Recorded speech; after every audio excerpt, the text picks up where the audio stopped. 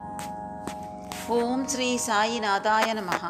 శ్రీ సాయి సచ్చరిత్రము 2వ అధ్యాయము. ఈ గ్రంథ రచనకు ముఖ్య కారణము మొదటి అధ్యాయంలో గోధుమలు విసిరి ఆ పిండిని ఊరి బయట చల్లి కలరాజాడ్యమును తరిమివేసిన బాబా వింత చర్యను వర్ణించుతుని. ఇదేగాక శ్రీ సాయి యొక్క ఇతర మహిమలు విని సంతోషించుతుని. ఆ సంతోషమే నన్ని గ్రంథము వ్రాయుటకు ఉరుకొల్పినది. అదేగాక బాబాగారి వింత లీలలను చర్యలను మనస్సునకు ఆనందము కలుగజేయును. అవి భక్తులకు బోధనలుగా ఉపకరించును. తుదకు పాపములను పోగొట్టను కదా అని భావించి బాబా యొక్క పవిత్ర జీవితమును వారి బోధనలను వ్రాయి మొదలెడితిని. యోగీశ్వరుని జీవిత చరిత్ర తర్కమును న్యాయమును కాదు, అది మనకు సత్యమును ఆధ్యాత్మికము అయిన మార్గమును చూపును. గ్రంథ రచనకు పూనుకొంటకు అసమర్థత బాబా అభయము. శ్రీ సాయి సచ్చరిత్ర గ్రంథరచనకు తగిన సమర్థత గలవాడను కానని హేమాడ్ పంతు భయపడెను. అతను ఇట్లనుకొనెను, నా యొక్క సన్నిహిత స్నేహితుని జీవిత చరిత్రయే నాకు తెలియదు, నా మనస్సే నాకు గోచరము కాకున్నది. ఇట్టి స్థితిలో ఒక యోగీశ్వరుని చరిత్రను నేనెట్లు వ్రాయగలుగుతును? అవతార పురుషుల లక్షణములు ఎట్లు వర్ణించగలను? వేదములే వారిని పొగడలేకుండెను. తాను యోగి అయినను గాని యోగి యొక్క జీవితమును గ్రహింపజాలడు. అట్టిచో వారి మహిమలను నేనెట్లు కీర్తించగలను? సప్త సముద్రముల లోతును గొలవవచ్చును, ఆకాశమును గుడ్డలో వేసి మూయవచ్చును, కానీ యోగీశ్వరుని చరిత్ర వ్రాయుట బహు కష్టము. ఇది గొప్ప సాహస కృత్యమని కూడా నాకు తెలియను. అందువలన నలుగురిలో నవ్వులు పాలగుదునేమోనని భయపడి శ్రీ సాయీశ్వరుని అనుగ్రహం కొరకు ప్రార్థించెను. మహారాష్ట్ర దేశంలోని ప్రథమ కవియు యోగీశ్వరుడు అగు జ్ఞాన మహేశ్వర మహారాజు యోగుల చరిత్ర వ్రాసిన వారిని భగవంతుడు ప్రేమించునని చెప్పియున్నారు. ఏ భక్తులు యోగుల చరిత్రలను వ్రాయ కుతూహల పడతారో వారి కోరికలు నెరవేరునట్లు, వారి గ్రంథములు కొనసాగునట్లు చేయుటకు యోగులు అనేక మార్గములు అవలంబించెదరు. యోగులే అట్టి పనికి ప్రేరేపింతురు. దానిని నెరవేర్చుటకు భక్తుని కారణమాత్రునిగా నుంచి వారి వారి కార్యములను వారే కొనసాగించుకొనెదరు. 1700 శక సంవత్సరములో మహీపతి పండితుడు యోగీశ్వరుల చరిత్రను రాయుటకు కాంక్షించెను. యోగులు అతనిని ప్రోత్సహించి ఆ కార్యమును కొనసాగించిరి. అట్లే 1800 శక సంవత్సరంలో దాసగణు యొక్క సేవను ఆమోదించిరి. మహీపతి 4 గ్రంథములు రాసెను.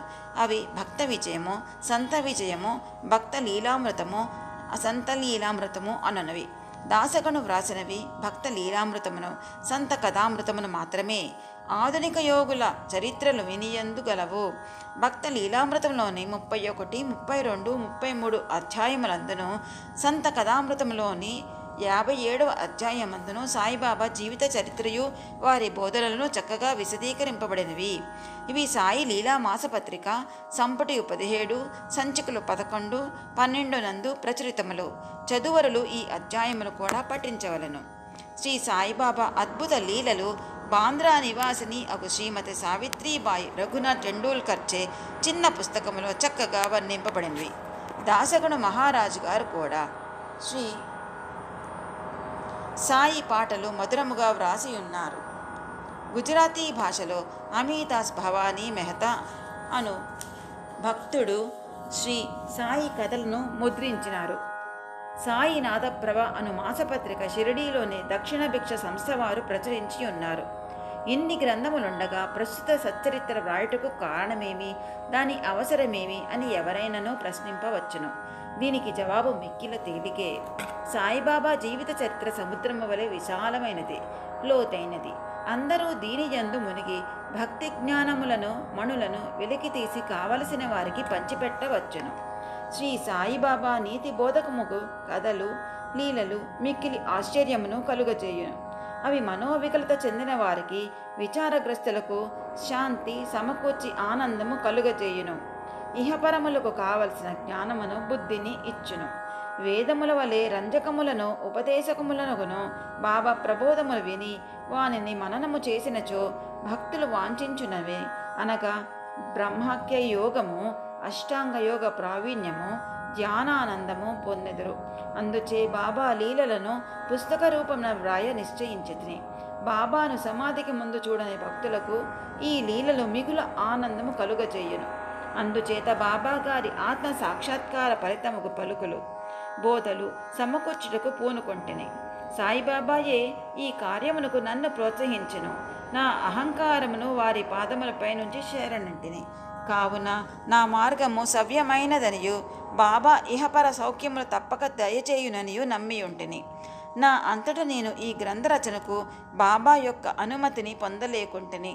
మాధవరావు దేశ్ పాండే ఉరఫ్ శ్యామ అనువారు బాబాకు ముఖ్య భక్తుడు. వారిని నా తరఫున బాబాను ప్రార్థించమంటిని. నా తరఫున వారు బాబాతో ఇట్లనిరి: ఈ అన్నాసాహెబ్ మీ జీవిత చరిత్ర వ్రాయ కాంక్షించుచున్నాడు. నేను భిక్షాటన్మచే జీవించు పకీరును. నా జీవిత చరిత్ర వ్రాయనవసరం లేదని అనవద్దు. మీరు సమ్మతించి సహాయపడినచో వారు వ్రాసెదరు, లేదా మీ కృపయే దానిని సిద్ధింపచేయును. మీ యొక్క అనుమతి ఆశీర్వాదము లేనిదే ఏదియూ జయప్రదముగా చేయలేము. అది వినినంతనే శ్రీ సాయిబాబా మనస్సు కరిగి నాకు ఊదీ ప్రసాదం పెట్టి ఆశీర్వదించెను. మరియు అంటే శ్యామతో ఇట్లు చెప్పతొడంగెను: కథలను అనుభవములను ప్రోగు చేయమనము. అక్కడక్కడ కొన్ని ముఖ్య విషయములను టూకీగా వ్రాయమను. నేను సహాయము చేసేదను. వాడు నిమిత్తమాత్రుడే. నా జీవిత చరిత్ర నేనే వ్రాసి నా భక్తుల కోరికలను నెరవేర్చవలెను. వాడు తన అహంకారమును విడవవలను. దానిని నా పాదములపైన పెట్టవలను. ఎవరైతే వారి జీవితంలో ఇట్లు చేసేదిరో వారికి నేను మిక్కిలి సహాయపడదును. నా జీవిత చర్యల కొరకే కాదు, సాధ్యమైనంత వరకు వారి గృహ కృత్యములందును తోడ్పడదును. వాని అహంకారము పూర్తిగా పడిపోయిన బిమ్మట అది మచ్చునకు కూడా లేకుండానప్పుడు నేను వాని మనస్సులో ప్రవేశించి నా చరిత్రను నేనే వ్రాసుకొందును. నా కథలు బోధలు విన్న భక్తులకు భక్తి విశ్వాసములు కుదురును. వారు ఆత్మ సాక్షాత్కారమును బ్రహ్మానందమును పొందెదురు. నీకు తోచిన దానినే నీవు నిర్ధారణ చేయుటకు ప్రయత్నించకము. ఇతరుల అభిప్రాయములను కొట్టివేయుటకు ప్రయత్నించకము. ఏ విషయముపై అయినను కీడు మేలు ఎంచి వివాదము కూడదు. వివాదం అనగానే నన్ను హేమత్ పంతు అని పిలుచుటకు కారణమేమో మీకు చెప్పేదనను వాగ్దానము జ్ఞప్తికి వచ్చినది. ఇప్పుడు దానినే మీకు చెప్పబోచున్నాను. కాకాసాహెబ్ దీక్షిత్, నానాసాహెబ్ చందోర్కర్లతో ఎక్కువ స్నేహముతో నుంటిని. వారు నన్ను షిరిడీ పోయి బాబా దర్శనము చేయమని బలవంతము చేసిరి. అట్లే చేసేదనని వారికి నేను వాగ్దానము చేసేది. ఈ మధ్యలో ఏదో జరిగినది. అది నా షిరిడీ ప్రయాణమున కట్టుబడినది. లోనావాలాలో నున్న నా స్నేహితుని కొడుకు జబ్బు పడెను. నా స్నేహితుడు మందులు మంత్రములు అన్నీ ఉపయోగించెను, కానీ నిష్ఫలమయ్యాను. జబ్బు తగ్గలేదు. తుదకు వాని గురువును పిలిపించుకొని ప్రక్కన కూర్చుండబెట్టుకొనెను, కానీ ప్రయోజనము లేకుండెను. ఈ సంగతి విని నా స్నేహితుని కుమారుని రక్షించలేనట్టు గురువు యొక్క ప్రయోజనమేమి? గురువు మనకు ఏమీ సహాయం చేయలేనప్పుడు నేను షిరిడీ ఎలా పోవలను అని భావించి షిరిడీ ప్రయాణమును మానుకొంటిని. కానీ కానున్నది కాకమానదు. అది ఈ క్రింద విధముగా జరిగెను. నానాసాహెబ్ చందోర్కర్ ప్రాంతీయ రెవెన్యూ అధికారి. ఉద్యోగరీత్యా ఒకనాడు ఆయన వసయికి పర్యటనకై పోవచుండెను. టాణా నుండి దాదర్కు వచ్చి అచ్చట వసయి పోవు బండి కొరకు కనిపెట్టుకుని ఉండెను. ఈలోగా బాంద్రా లోకల్ బండి వచ్చెను. దానిలో కూర్చుని బాంద్రా వచ్చి నన్ను పిలిపించి షిరిడీ ప్రయాణమును వాయిదా వేసినందుకు నాపై కోపించెను. నానా సంతోషదాయకము అగును సమ్మతముగాను ఉండెను. అందుచే ఆ రాత్రియే షిరిడీకి పోవ నిశ్చయించుతిని. సామానులు కట్టుకుని షిరిడీ బయలుదేరితిని. బాంద్రా నుండి దాదరు వెళ్ళి అచ్చట మన్మాడ్ వెళ్ళి రైలు ఎక్కవలనని అనుకొంటిని. అట్లనే దాదరకు టిక్కెట్టుకొని రైలు రాగానే ఎక్కి కూర్చుంటిని. బండి ఇక బయలుదేరుననగా మహమ్మదీయుడొకడు నేను కూర్చున్న పెట్టిలోనికి హడావుడిగా వచ్చి నా సరంజామానంతయో చూచి ఎక్కడకు పోవుచుంటివి అని నన్ను ప్రశ్నించెను. నా ఆలోచన వారికి చెప్పి తిని వెంటనే అతడు దాదర్ స్టేషన్లో దిగవద్దని, ఎందుకనగా మన్మాడు మైలు దాదర్లో ఆగదని, అదే రైలులో ఇంకను ముందుకు పోయి బోరీబందర్ స్టేషన్లో దిగమని నాకు సలహా చెప్పెను. ఈ చిన్న లీలయే జరగకుండినచో నేను అనుకున్న ప్రకారము ఆ మరుసటి ఉదయం షిరిడీ చేరలేకపోయేవాడను. అనేక సందేహములు కూడా కలిగి ఉండేవి. కానీ నా అదృష్టవశాత్తు అది అట్లు జరగలేదు. మరుసటి దినము సుమారు 9-10 గంటలలోగా నేను షిరిడీ చేర్తిని. షిరిడీలో నా కొరకు కాకాసాహెబ్ దీక్షిత్ కనిపెట్టుకుని ఉండెను. ఇది 1910 ప్రాంతంలో జరిగింది. అప్పటికే సాటేవాడ ఒక్కటియే షిరిడీ వచ్చు భక్తుల కొరకు నిర్మింపబడి ఉండెను. టాంగా దిగిన వెంటనే బాబాను దర్శించవలనని నాకు ఆత్రమ కలిగెను. అంతలో అప్పుడే మసీదు నుండి వచ్చుచున్న తాత్యాసాహెబ్ నూల్కర్ బాబావాడ చివర ఉన్నారనియు మొట్టమొదట ధూళి దర్శనము చేసుకొనమని నాకు సలహా ఇచ్చెను. స్నానానంతరము ఓపికగా మరల చూడవచ్చును అనుకొనెను. ఇది వినిన తోడనే నేను పోయి బాబా పాదములకు సాష్టాంగ నమస్కారము చేసి తిని నాలో ఆనందము పొంగి పొరిలినది. నానాసాహెబ్ చందోర్కర్ చెప్పిన దానికన్నను ఎన్నో రెట్లు అనుభవమైనది. నా సర్వేంద్రియములు తృప్తి చెంది ఆకలి దప్పికలు మరచితిని. మనస్సుకు సంతుష్టి కలిగెను. బాబా పాదములు పట్టిన వెంటనే నా జీవితంలో గొప్ప మార్పు కలిగెను. నాకు షిరిడీ పోవలసినదని ప్రోత్సహించిన వారందరికీ నేనెంతో రుణపడినట్లుగా భావించితిని. వారిని నా నిజమైన స్నేహితులుగా భావించితిని. వారి రుణమును నేను తీర్చుకొనలేను. వారిని జ్ఞప్తికి తెచ్చుకొని వారికి నా మనసులో సాష్టాంగ ప్రణామము చేసి తిని. నాకు తెలిసినంత వరకు సాయిబాబా దర్శనం వల్ల కలుగు చిత్రమేమన మనలోనున్న ఆలోచనలు మారిపోవును. వెనుకటి కర్మల బలము తగ్గును. క్రమముగా ప్రపంచమందు విరక్తి కలుగును. నా పూర్వజన్మ సుకృతముచే నాకు ఈ దర్శనము లభించింది అని అనుకుంటేనే సాయిబాబాను చూచినంత మాత్రముననే ఈ ప్రపంచమంతయు సాయిబాబా రూపం వహించెను. నేను షిరిడీ చేరిన మొదటి దినముననే నాకును బాలాసాహెబ్ పాటేకును గురువు యొక్క ఆవశ్యకతను గూర్చి గొప్ప వాగ్వివాదము జరిగెను. మన స్వేచ్ఛను విడిచి ఇంకొకరికి ఎందుకు లొంగి ఉండవలనని నేను వాదించితిని. మన కర్మలను మనమే చేయుటకు గురువు యొక్క ఆవశ్యకత ఏమి? తనంత తానే కృషి చేసి మిక్కిలి యత్నముతో ఈ జన్మ దుఃఖము నుండి తప్పించుకొనవలెను. ఏమీయో చేయక సోమరిగా కూర్చుని వానికి గురువు ఏమి చేయగలడు అని నేను స్వేచ్ఛ పక్షమును ఆశ్రయించుతిని. బాటే ఇంకొక వాదమును పట్టుకొని ప్రారబ్ధము తరఫున వాదించును. కానున్నది కాక మానదు. మహనీయులు కూడా నీ విషయంలో నోడిపోయిరి. మనుజుడొకటి తలంచిన భగవంతుడు వేరొకటి తలంచును. నీ తెలివితేటలను అటుండనిమ్ము. గర్వము గాని అహంకారము గాని మీకు తోడ్పడవు అనెను. ఈ వాదన 1 గంట వరకు జరిగెను.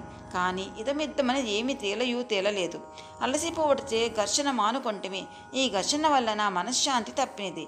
దేహాత్మ బుద్ధి అహంకారము లేకున్నచో వివాదమునకు తావు లేదని గ్రహించి తిని. వేయేల వివాదమునకు మూల కారణము అహంకారము. ఇతరులతో కూడా మేము మసీదునకు పోగా బాబా కాకాను పిలిచి ఇట్టడిగెను. వాడాలో ఏమి జరిగినది? ఏమిటా వివాదము? అది దేనిని గూర్చి? ఈ హేమాడ్ పంతు ఏమనుచున్నాడు? ఈ మాటలు విని నేను ఆశ్చర్యపడితిని. సాటేవాడ మసీదునకు చాలా దూరముగా ఉన్నది. మా వివాదము గురించి బాబాకెట్లు తెలిసెను? అతడు సర్వజ్ఞుడై ఉండవలెను. లేనిచో మా వాదన ఎట్లు గ్రహించును? బాబా మన అంతరాత్మపై అధికారి అయి ఉండవచ్చును. సాయిబాబా నన్నెందులకు హేమాత్ పంతు అని పిలిచినని ఆలోచింపసాగితిని. ఇది హేమాద్రి పంతు అను నామమునకు రూపాంతరము. దేవగిరికి చెందిన యాదవవంశ రాజులకు హేమాద్రి పంతు ప్రధానమాత్యుడు. అతడు గొప్ప పండితుడు, మంచి స్వభావము గలవాడు, చతుర్వర్గ చింతామణి, రాజ ప్రశస్తి అను గొప్ప గ్రంథములను రచించినవాడు, మోడీ భాషను ఒక నూతన గణిత విధానమును గనిపెట్టినవాడు. ఇక నేనా వానికి వ్యతిరేక బుద్ధి గలవాడను, మేధాశక్తి అంతగా లేనివాడను. మరి సాయిబాబా నాకెందుకీ బిరుదు ఒసంగిరో తెలియకుండెను. ఆలోచన చేయగా ఇది నా అహంకారమును చంపుటకుగా ఎమ్మనియో నేనెప్పుడూనూ అణుకువ నమ్రతలు కలిగి ఉండవలనని బాబా కోరికయి ఉండవచ్చునని గ్రహించితిని. అంతకుముందు వాడాలో జరిగిన చర్చలో నేను చూపిన తెలివితేటలను బాబా ఈ రీతిగా అభినందించి ఉండవచ్చును అని అనుకుంటుని. భవిష్యత్ చరిత్రను బట్టి బాబా పలుకులకు దాబోల్కర్ హేమాత్ పంతు అనుట గొప్ప ప్రాముఖ్యం కలదనియో, భవిష్యత్తు తెలిసే బాబా అట్లన్నయో అని భావించవచ్చును. ఏలయనగా హేమాత్ పంతు శ్రీ సాయిబాబా సంస్థానమును చక్కని చాకచక్యంతో నడిపెను. సంస్థానము యొక్క లెక్కలను బాగుగా ఉంచెను. అదే కాక భక్తి, జ్ఞానము, నిర్వ్యామోహము, ఆత్మ శరణాగతి, ఆత్మ సాక్షాత్కారము మొదలగు విషయములతో శ్రీ సాయి సచ్చరిత్ర అను గొప్ప గ్రంథమును రచించెను. గురువు యొక్క ఆవశ్యకత. ఈ విషయమై బాబా ఏమననో హేమాత్ పంతు వ్రాసి ఉండలేదు. కానీ కాకాసాహెబ్ దీక్షిత్ ఈ విషయమును గురించి తాను వ్రాసుకొనిన దాన్ని ప్రచురించెను. హేమాత్ పంతు బాబాను కలిసి 2వ దినము కాకాసాహెబ్ దీక్షిత్ బాబా వద్దకు వచ్చి షిరిడీ నుండి వెళ్ళవచ్చునా అని అడిగెను. బాబా అట్లే అని జవాబిచ్చాను. ఎక్కడకు అని ఎవరో అడుగగా చాలా పైకి అని బాబా చెప్పెను. మార్గమేది అని దీక్షిత్ అడిగెను. అక్కడకు పోవుటకు అనేక మార్గములు కలవు. షిరిడి నుంచి కూడా ఒక మార్గము కలదు. మార్గము ప్రయాసకరమైనది. మార్గమధ్యమున నున్న అడవిలో పులులు తోడేళ్లు కలవని బాబా బదులెడెను. మార్గదర్శకుని వెంట తీసుకుని పోయినచో అని కాకాసాహెబ్ అడగగా, అట్లయినచో కష్టమే లేదని బాబా జవాబిచ్చెను. మార్గదర్శకుడు తిన్నగా గమ్యస్థానము చేర్చును. మార్గమధ్యమున ఉన్న తోడేళ్లు పులులు గోధుల నుండి తప్పించును. మార్గదర్శకుడే లేనిచో అడవి మృగములచే చంపబడవచ్చును, లేదా దారి తప్పి గుండెలలో పడిపోవచ్చును. మసీదులో అప్పుడచ్చటనేనున్న దాబోల్కర్ తన ప్రశ్నకు అదియే తగిన సమాధానమని గుర్తించెను. వేదాంత విషయములలో మానవుడు స్వేచ్ఛాపరుడా కాడా అను వివాదము వలన ప్రయోజనము లేదని గ్రహించెను. పరమార్థము నిజముగా గురుబోధల వల్లనే చిక్కుననియు రామకృష్ణుడు తమ గురువులైన వశిష్ఠ సాందీపులకు లొంగి అణకువతో నుండి ఆత్మ సాక్షాత్కారము పొందిరనియు దానికి దృఢమైన నమ్మకము, నిష్ఠ, సబూరి అనగా ఓపిక, నమ్మకము అను 2 గుణములు ఆవశ్యకమని గ్రహించను. 2వ అధ్యాయము సమాప్తం. శ్రీ సచ్చిదానంద సద్గురు సాయినాథ్ మహారాజ్ కీ జై. సమర్థ సద్గురు శ్రీ సాయినాథార్పణమస్తు.